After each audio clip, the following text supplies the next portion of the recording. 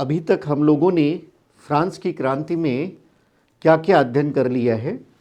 हम लोगों ने पुरातन व्यवस्था के बारे में, एंशिएंट रिजाइम के बारे में जान लिया है। हम लोगों ने फ्रांस की राज्य क्रांति के कारण, causes of the French revolution के बारे में जान लिया है। और इसी से जो जुड़ा हुआ है कि फ्रांस की राज्य क्रांति पर विदेशी घटनाओं का प्रभाव, अमेरिकन रिवॉल्यूशन का प्रभाव, उसको हमने समझ लिया है। और इसी टॉपिक में साथ साथ हमने लुई 16वीं की जो अयोग्यता है, अक्षमता है, और उसकी वजह से जो क्रांति का सूत्रपात होता है, उसकी अक्षमता के कारण उसको समझ लिया है। अब फ्रांस की राज्य क्रांति के तमाम कारणों में हम लोगों ने एक बौद्धिक कारण देखा था, तमाम दार्शनिकों की बात हमने की थी। तो यहाँ पर एक अलग से टॉपिक आपका बन जाता है, फ्रांस की क्रांति में दार्शनिकों की भूमिका। तो हम लोग उस पर काम करेंगे। तो आगे हमारा एक टॉपिक बन जाता है फ्रांस की क्रांति में दार्शनिकों की भूमिका, role of philosophers in French revolution. Role of philosophers in French revolution बड़ा ही महत्वपूर्ण टॉपिक है, मेंस के लिए बड़ा ही उपयोगी है। इसको बहुत ध्यान से आपको करना है। बौद्धिक कारणों में हमने दार्शनिकों की बात की है। तो फिर से एक बार हम लोग देखेंगे कि फ्रांस की क्रांति में दार्शनिकों का रोल क्या है, उनकी भूमिका क्या है, किस तरह से वो प्रभावित करते हैं। कार्लो के रूप में हमने चिन्हित किया, लेकिन क्या वास्तव में दार्शनिक फ्रांस की क्रांति के कारण थे, इस पर हम लोग विचार करेंगे। दार्शनिकों की भूमिका के संदर्भ में जो हमने पहले दार्शनिक जिनकी चर्चा किया है, एक उसमें रूसो थे। नेपोलियन कहता है कि रूसो का जो प्रभाव था, उस संदर्भ में नेपोलियन कहता है कि फ्रांस में यदि रूसो न होता तो फ्रांस में क्रांति नहीं होती। तो हम लोग विचार करेंगे, क्या वास्तव में रूसो के कारण क्रांति हुई, दार्शनिकों के कारण क्रांति हुई? तो ऐसे प्रश्नों को हम लोग डील करेंगे यहाँ पर, यानी हम लोग आगे दार्शनिकों की भूमिका के बारे में बात करेंगे।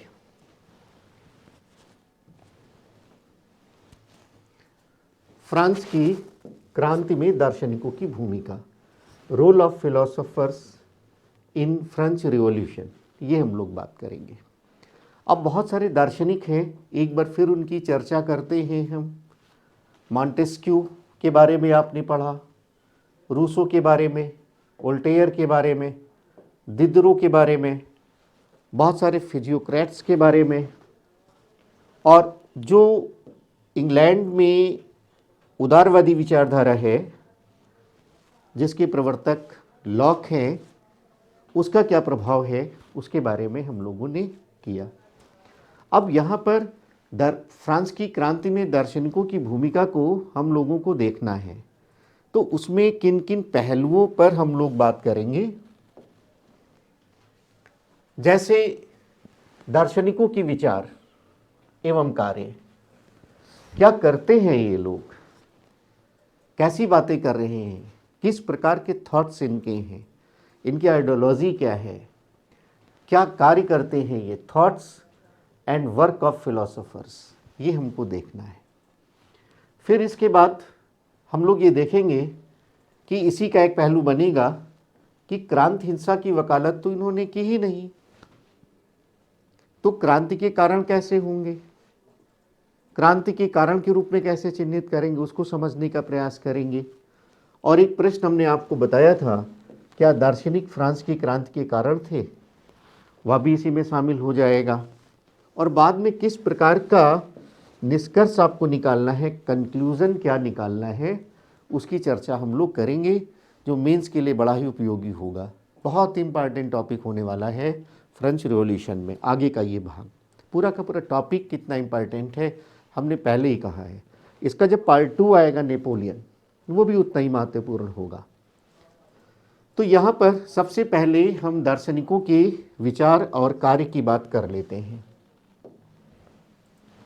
अब जैसे मॉन्टेस्क्यू के बारे में, मॉन्टेस्क्यू फ्रांस के एक कुलीन घराने में उसका जन्म हुआ था और वह 18वीं शताब्दी के आरंभ में इंग्लैंड जाता है। इंग्लैंड में जब वह जाता है तो वहाँ की व्यवस्था से वह प्रभावित हो जाता है। जैसा आप सबको ज्ञात है कि इंग्लैंड में उस समय संवैधानिक राजतंत्र था। वहाँ पर जो व्यवस्था है वो फ्रांस की व्यवस्था से थोड़ा अलग था। फ्रांस में निरंकुश तंत्र और वहाँ संवैधानिक राजतंत्र। मॉन्टेस्क्यू संवैधानिक राजतंत्र से बहुत प्रभावित होता था, बहुत ज़्यादा प्रभावित हुआ, और वहाँ की जो स्वतंत्रता थी, स्वतंत्रता का जो बिंदु था, वह उसको आकर्षित करता है।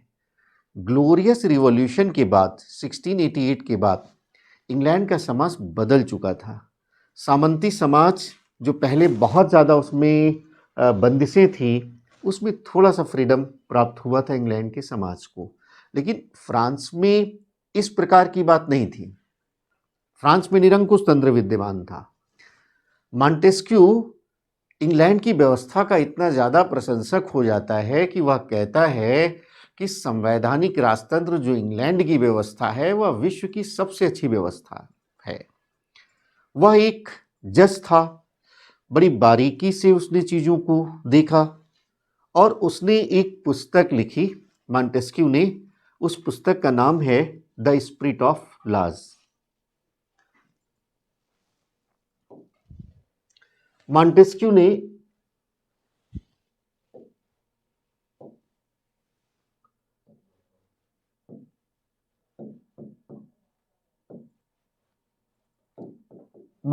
ने एक पुस्तक लिखी। उस पुस्तक का नाम है the spirit of laws.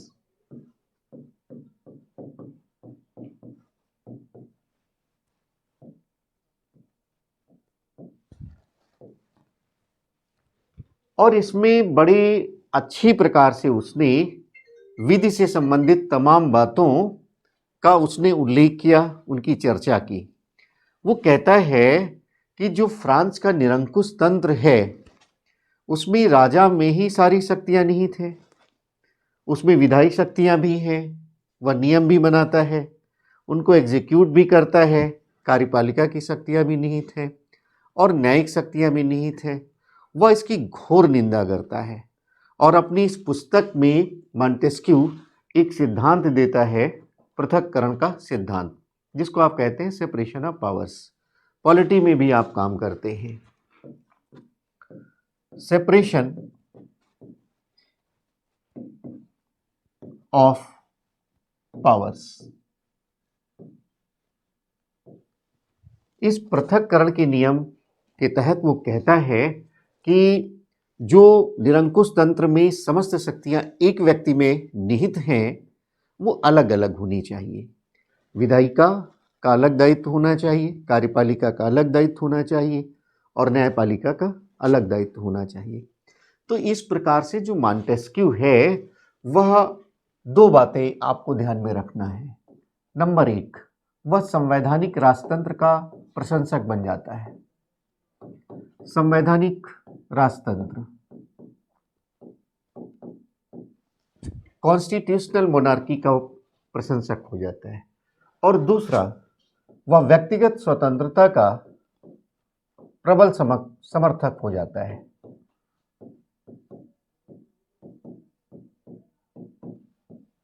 Montesquieu के इन विचारों का जो फ्रांस का उस समय मध्य वर्ग है, शिक्षित वर्ग है, उस पर गहरा प्रभाव पड़ता है।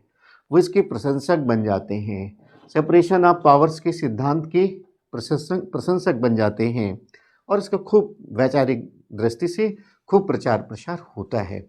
इस सिद्धांत ने फ्रांस की जनता को बहुत ज़्यादा प्रभावित किया। इसके बाद एक दार्शनिक रूसो हैं मॉन्टेस्क्यू के बाद। अब फ्रांस की जनता पर रूसो का जितना प्रभाव पड़ा उतना प्रभाव किसी दार्शनिक का नहीं पड़ा, किसी विचारक का नहीं पड़ा। रूसो के प्रभाव के संदर्भ में नेपोलियन की एक उक्ति भी है, कथन भी है, स्टेटमेंट भी है, जो आपसे प्रश्न के रूप में भी पूछा जाता है। इसके प्रभाव के संदर्भ में नेपोलियन कहता है कि यदि फ्रांस में रूसो नहीं होता तो फ्रांस में क्रांति नहीं होती। ये इतना महत्वपूर्ण था, इसका प्रभाव इतना व्यापक था। जितने भी दार्शनिक हुए हैं जिनकी चर्चा मैंने आपसे की है, उनमें सबसे ज़्यादा यदि फ्रांस के जनमत को कोई प्रभावित करता है वह रूसो है। आप ऐसा कह सकते हैं कि एक वैचारिक पृष्ठभूमि का जो निर्माण होता है क्रांति के पहले, उसमें रूसो की प्रमुख भूमिका है। अब रूसो के संदर्भ में आपको दो तीन बातों पर ध्यान रखना है, दो तीन बातों को ध्यान देना है आपको। जैसे रूसो, पहली बात तो आपको इनका जो सिद्धांत है पॉपुलर सॉवरेंटी का, जिसको आप कहते हैं लोकप्रिय प्रभुसत्ता,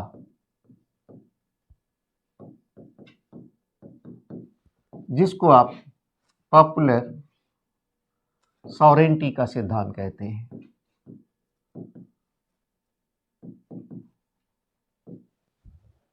और दूसरा जो सिद्धांत है वो जनरल विल, सामान्य इच्छा का सिद्धांत।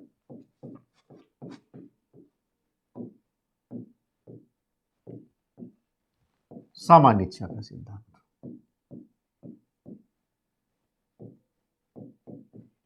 ये दो बातें तो आपको ध्यान में रखना ही है।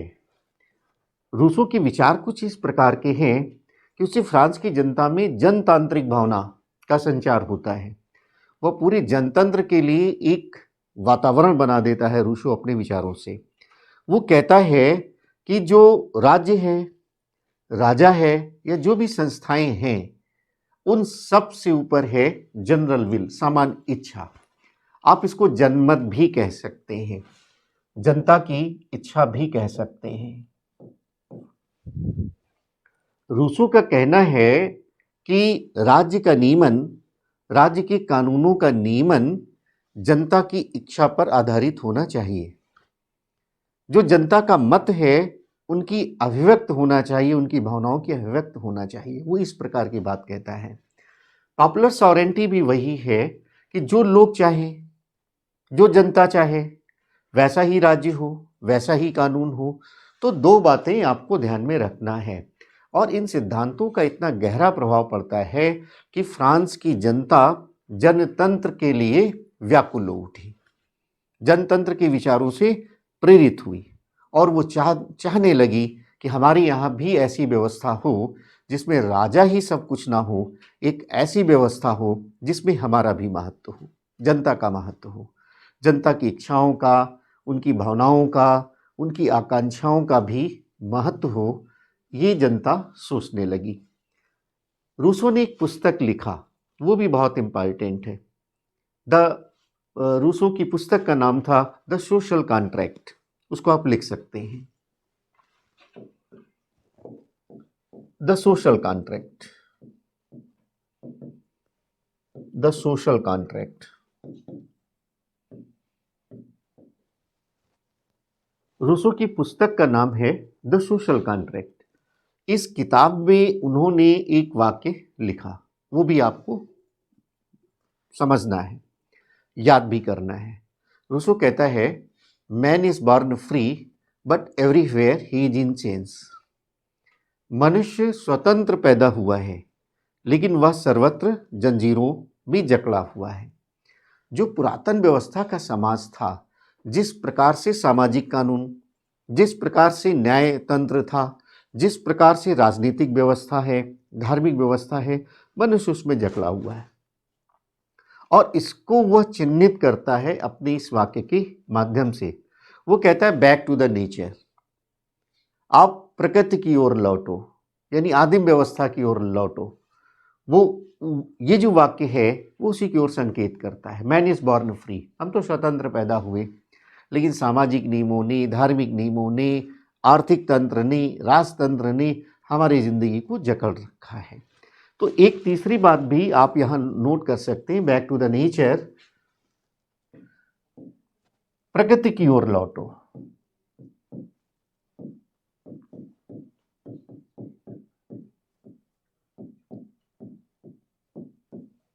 Back to the nature.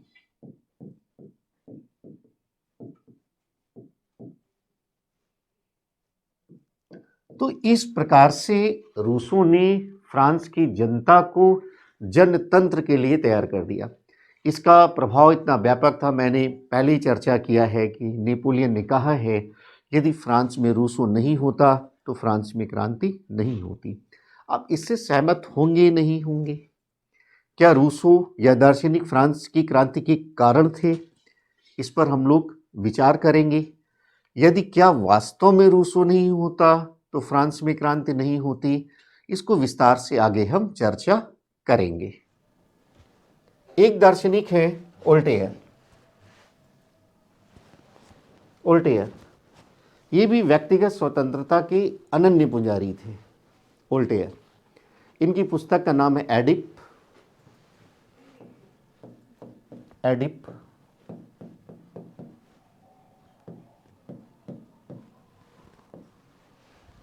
और एक दूसरी भी पुस्तक है, उनका उसका नाम है लेटर्स फिलोसोफिक्स।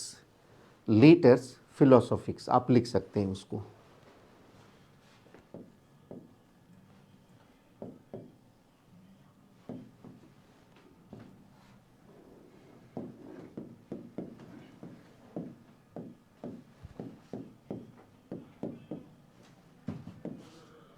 लेटर्स फिलोसोफिक्स आप इसको लिख सकते हैं।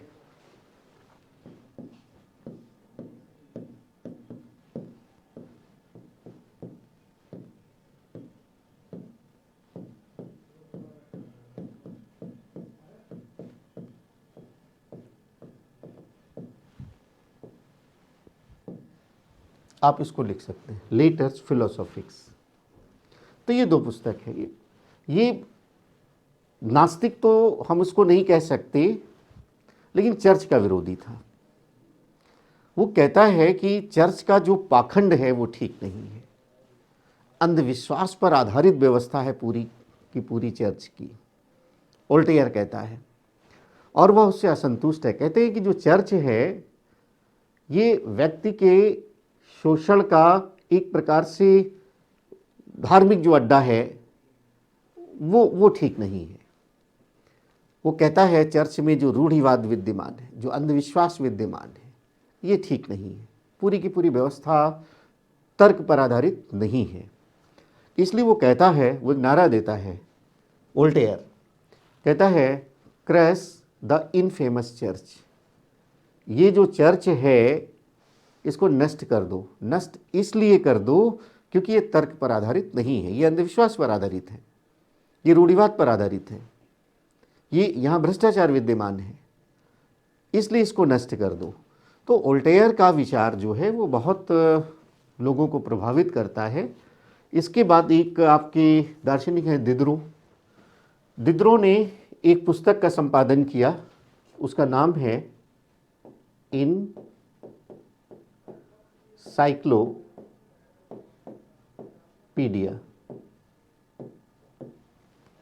इसके संपादन में अनेक विचारकों का योगदान, अनेक लेखकों का योगदान, अनेक दार्शनिकों का योगदान, और उसमें से एक नाम तो बहुत ही महत्वपूर्ण है, डी एलेम्बर्ट। डी एलेम्बर्ट, दिदरो के साथ साथ डी एलेम्बर्ट, ये नाम बहुत महत्वपूर्ण है। दिदरो ने विश्वकोश, इंसाइक्लोपीडिया यानी विश्वकोश का संपादन किया। तमाम दार्शनिकों की भूमिका, तमाम विचारकों की भूमिका, और इन्होंने एक ऐसा कार्य किया इंसाइक्लोपीडिया के रूप में जो पूरी की पूरी फ्रांस की एक तंत्रीय व्यवस्था पर प्रहार हो जाता है। सामंतवाद की निंदा होती है, वहाँ जो अन्याय विद्यमान है, वहाँ जो टैक्सेशन सिस्टम में विसंगतियाँ विद्यमान हैं, वहाँ जो धार्मिक व्यवस्था में पाखंड रूढ़िवाद विद्यमान है, उसकी निंदा करते हैं। और एक तरह से अनजाने में ये लोगों को जागरूक करने में बड़ी भूमिका निभा जाते हैं दिदरो, और उनके द्वारा जो संपादित किताब है इसकी महत्वपूर्ण भूमिका स्थापित हो जाती है। इसके बाद बहुत सारे फिजियोक्रेट्स हैं, क्वेस्ने, नीकर, तुर्जो, इनका भी प्रभाव है। ये लोग जो फिजियोक्रेट्स हैं, अर्थशास्त्री हैं, फ्रांस की जो व्यवस्था है, अर्थव्यवस्था है उसके आलोचक हैं। ये कहते हैं कि तमाम जो पाबंदियां लगी हुई हैं, तमाम प्रकार के जो कानून हैं जिनसे व्यापार वाणिज्य का विकास नहीं हो पा रहा है, उनको समाप्त करना चाहिए। और एक सिद्धांत है, आप इकोनॉमी में भी पढ़ते हैं, लेजे फेयर का सिद्धांत, उसके बहुत प्रशंसक हैं।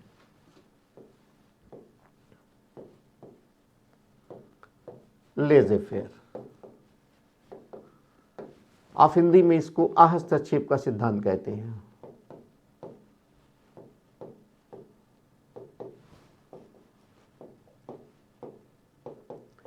और एक प्रकार से यह सिद्धांत कैपिटलिस्टिक इकोनॉमी का आधार बन जाता है। पूंजीवादी अर्थव्यवस्था जो खुली अर्थव्यवस्था का आधार बनता है, ओपन इकोनॉमी का आधार बनता है, मार्केट इकोनॉमी का आधार बनता है, तो उसके ये प्रशंसक हैं।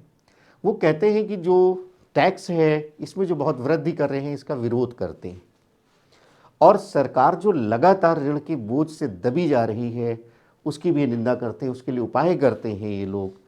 लेकिन लुई 16वां की अयोग्यता, अक्षमता इन सुधारों को क्रियान्वित नहीं कर पाती, मार्ग में बाधक बन जाता है, मेरी एंतवानियत बाधक बन जाती है, तो बहुत इनको सफलताएं प्राप्त नहीं होती है। इसके बाद जो लॉक है, पूरे के पूरे फ्रांस में लॉक के विचारों का बहुत ज़्यादा प्रभाव है।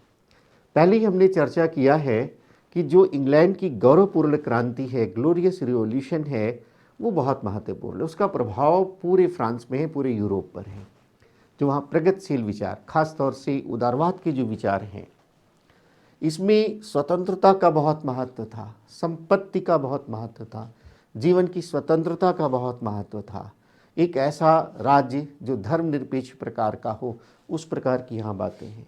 मानव की आज़ादी, मानव की स्वतंत्रता, उसके जीवन की आज़ादी, उस पर बहुत बल था। तो लॉक का जो उदारवाद है उसका प्रभाव पूरे के पूरे फ्रांस पर पड़ रहा है। तो ये तो एक चर्चा है विस्तार से कि दार्शनिकों ने मोटे मोटे तौर से क्या क्या बातें की हैं, कौन कौन से सिद्धांतों की उन्होंने बातें किया है, तो ये सब आपको यहाँ पर देखना है। अब यहाँ पर आपने देखा कि जो निरंकुश तंत्र विद्यमान है उसकी निंदा हो रही है फ्रांस में। मॉन्टेस्क्यू संवैधानिक राजतंत्र की बात करता है, रूसो जनतंत्र की बात करता है, वोल्टेयर जो है वो निंदा करता है, और साथ साथ प्रशा में जो प्रबुद्ध निरंकुशवाद है उसकी वकालत करता है। तो ये सब बातें आपको ध्यान में रखना है। अब हम लोग आगे की बात करेंगे।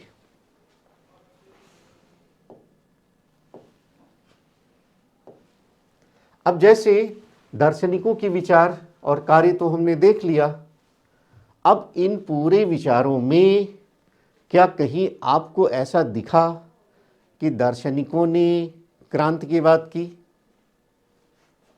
दार्शनिकों ने क्रांति की बात की तो क्रांति की वकालत नहीं की।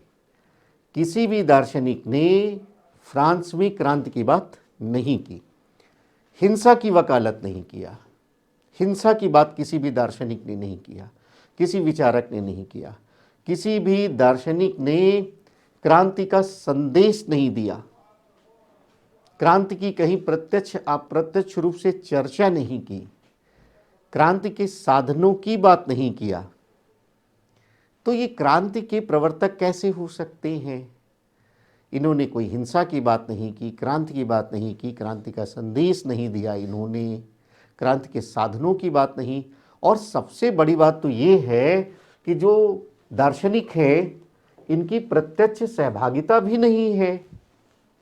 जो भी दार्शनिक आप देख रहे हैं, मॉन्टेस्क्यू के बारे में, रूसो के बारे में, वोल्टेयर के बारे में, क्रांति जब घटित होती है 1789 में, उसके पहले इनकी मृत्यु हो जाती है, काफ़ी पहले सबकी मृत्यु हो जाती है। और जब क्रांति घटित हो जाती है, जब क्रांति घटित हो जाती है तो उस समय का जो मध्य वर्ग है, उस समय के जो विचारक हैं, वो इन दार्शनिकों की बातों को अपने लेख में उठाते हैं। इस तरह से इनका प्रभाव पड़ रहा है। ये इन्होंने कोई प्रत्यक्ष भागीदारी नहीं किया है। जितने भी दार्शनिक हैं आपने देखा, सब ने सुधारों की बात की।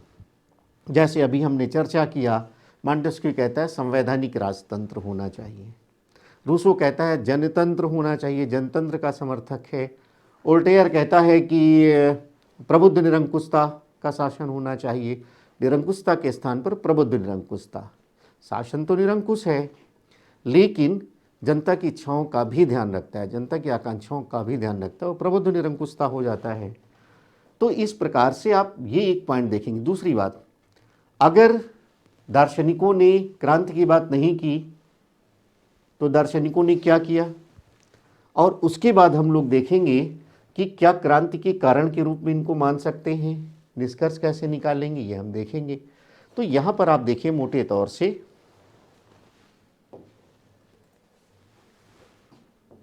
आपने जो दार्शनिक हैं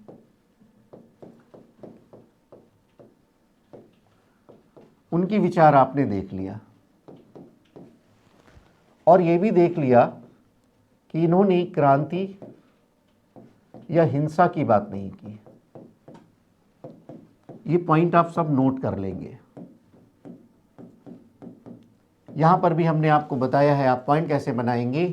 इन्होंने क्रांति की बात नहीं की, इन्होंने हिंसा की बात नहीं की, इन्होंने क्रांति का कोई संदेश नहीं दिया, क्रांति के साधनों की बात नहीं इन्होंने की। सब आपको नोट करना है। ये मेंस में आंसर राइटिंग में आपको बहुत मदद करेंगे, बहुत हेल्प करेंगे आपको। इसके बाद इनकी कोई प्रत्यक्ष सहभागिता नहीं है, प्रत्यक्ष सहभागिता नहीं है। सभी दार्शनिकों ने सुधारों की बात की और ये जो सुधारों की बात की उसमें कहीं क्रांति नहीं है, कहीं हिंसा की बात उसमें नहीं है, कहीं कोई क्रांति हिंसा की बात नहीं सुधारों में। और ये जो सुधारों की बात किया है दार्शनिकों ने, ये जनता की सहमति से, जनता की सहभागिता से करने की बात की है। तो एक पक्ष तो ये आपने देख लिया कि फ्रांस की क्रांति में दार्शनिकों ने कोई क्रांति की बात नहीं की, हिंसा की बात नहीं की। तो क्रांति के प्रतिपादक कैसे, क्रांति के कारण कैसे? अब यहाँ पर देखिए, दार्शनिकों ने ये नहीं किया है तो दार्शनिकों ने क्या किया है, दार्शनिकों की कार्य क्या है, उनकी भूमिका क्या है, वो आपको देखना है। दार्शनिकों की भूमिका,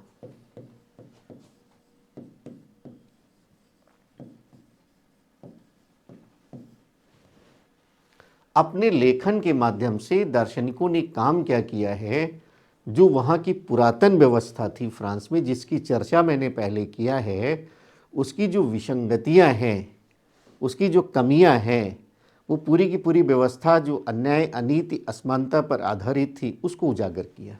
पहला काम ये किया। अब ये देखिए आप, पुरातन व्यवस्था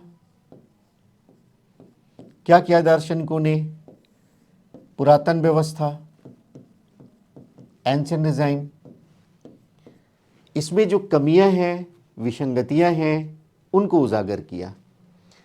तो पुरातन व्यवस्था की विसंगतियों को उजागर किया। इसका आशय क्या है? इसका आशय ये है कि जो समाज में, राजनीति में, अर्थव्यवस्था में, धर्म में जो कमियां हैं, उन पर वो लिखते हैं, उनको जनता के समक्ष लाते हैं। आप इनको नोट कर सकते हैं। पुरातन व्यवस्था में जो विसंगतियां हैं, समाज में, राजनीति में, धार्मिक व्यवस्था में, धर्म में और आर्थिक व्यवस्था में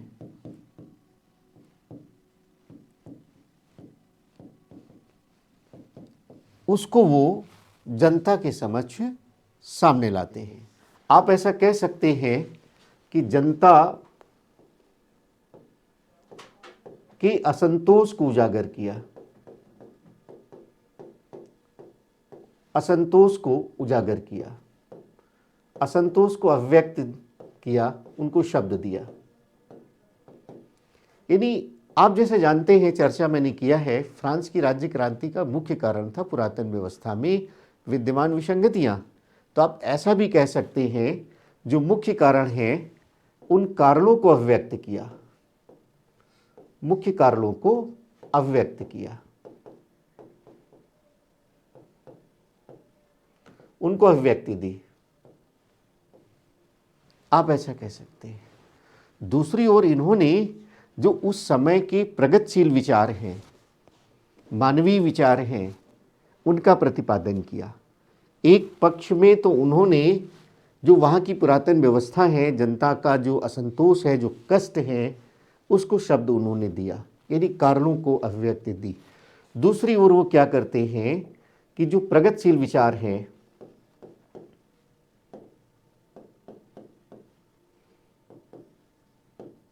अब प्रगतिशील विचारों में जैसे मानववाद, उसका इन्होंने प्रतिपादन किया, सभी ने प्रचार प्रसार किया।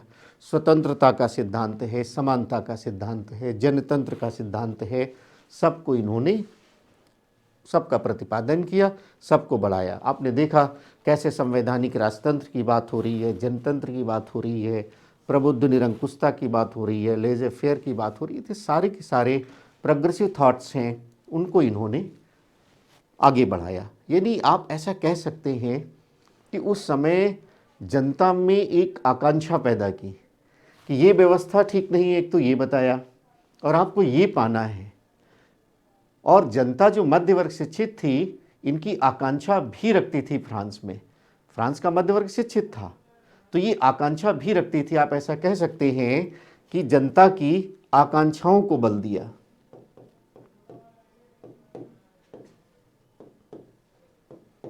आकांक्षाओं को बल दिया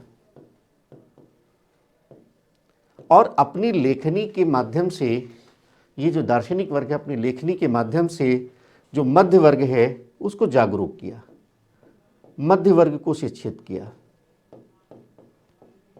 इसको शिक्षित किया और इसको जागरूक किया। आप जानते हैं कि मध्यवर्गीय क्रांति है, यद्यप सीमाओं के साथ, तो इसी मध्य वर्ग ने क्रांति का नेतृत्व किया था।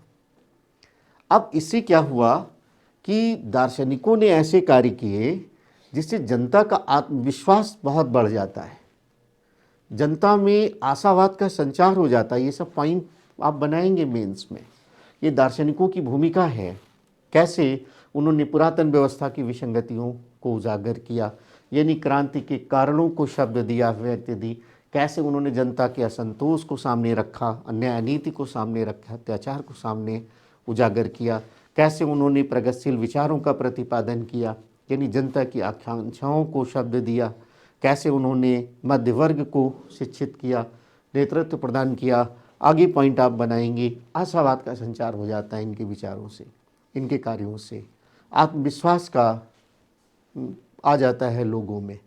तो आप ऐसा कह सकते हैं कि दार्शनिकों की जो भूमिका है वह आम जनता को शिक्षित करने से जुड़ी हुई है, उनको आत्मविश्वास से युक्त करने से जुड़ी हुई है। तो यहाँ पर आप देखिए, आप जो आपने देखा पहलुओं को, आपने सारे विचार देख लिया दार्शनिकों के। इन्होंने क्रांति की बात नहीं की, हिंसा की बात नहीं की, और क्या भूमिका निभाया है ये आपने देख लिया, किस तरह से। अभी उसके पॉइंट हमने बताए हैं। क्या दार्शनिक फ्रांस की क्रांति के कारण थे? तो आप इससे सहमत नहीं हो सकते। दार्शनिकों को आपको कैसे समझना है, दार्शनिक फ्रांस की क्रांति के कारण नहीं है। फ्रांस की क्रांति का जो वास्तविक कारण है वो है वहाँ की जो पुरातन व्यवस्था है, उस पुरातन व्यवस्था में जो विसंगतियाँ विद्यमान हैं वो है। फ्रांस में क्रांति पुरातन व्यवस्था में विसंगतियों के कारण हुई। दार्शनिकों की भूमिका क्या है, उन्होंने इन विसंगतियों को जनता के सामने रखा, जनता के सामने रखने के बाद जनता की आकांक्षाओं को भी जागृत किया, प्रगतिशील विचारों का प्रतिपादन किया। तो इस तरह से आपको यहाँ पर समझना है।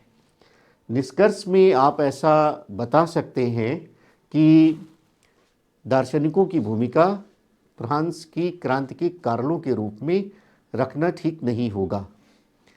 दार्शनिकों की भूमिका फ्रांस की क्रांति का जो मुख्य कारण है, पुरातन व्यवस्था में विद्यमान विसंगतियाँ, उनको उजागर करने से जुड़ी हुई हैं। आप ऐसा निष्कर्ष निकाल सकते हैं कि फ्रांस में क्रांति पुरातन व्यवस्था में जो विसंगतियां विद्यमान हैं उनके कारण हुई।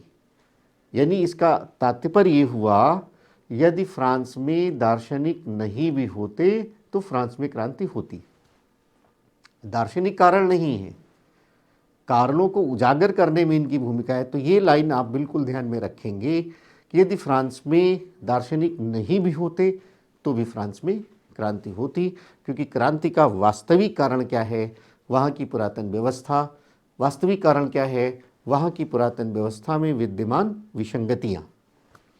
अब यहाँ पर एक प्रश्न जो हमने आपसे कहा था उसको थोड़ा सा देखना है। जैसे नेपोलियन ने कहा, यदि रूसो नहीं होता तो फ्रांस में क्रांति नहीं होती। If Rousseau had not been there, there would have been no revolution in France.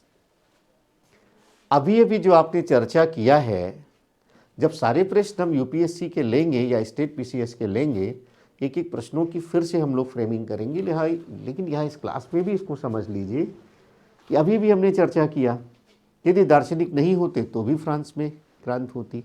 Rousseau की भूमिका क्या है? रूसो ने क्या विचार दिया है? यहाँ पर आपने इसको समझा। आंसर राइटिंग करना है तो उसको लिखा। रूसो ने कौन सी भूमिका निभाई है? यानी दार्शनिकों की जो भूमिका है जागरूक करने में, आकांक्षाओं को बल देने में, विसंगतियों को उजागर करने में। लेकिन ऐसा कहना कि यदि रूसो नहीं होता तो फ्रांस में क्रांति नहीं होती, इससे सहमत नहीं हुआ जा सकता। रूसो नहीं होता तब भी फ्रांस में क्रांति होती, क्योंकि फ्रांस में क्रांति दार्शनिकों के कारण नहीं हुई। वहाँ विद्यमान अन्याय, अनीति, शोषण, असमानता पर आधारित जो पुरातन व्यवस्था है उसके कारण हुई है।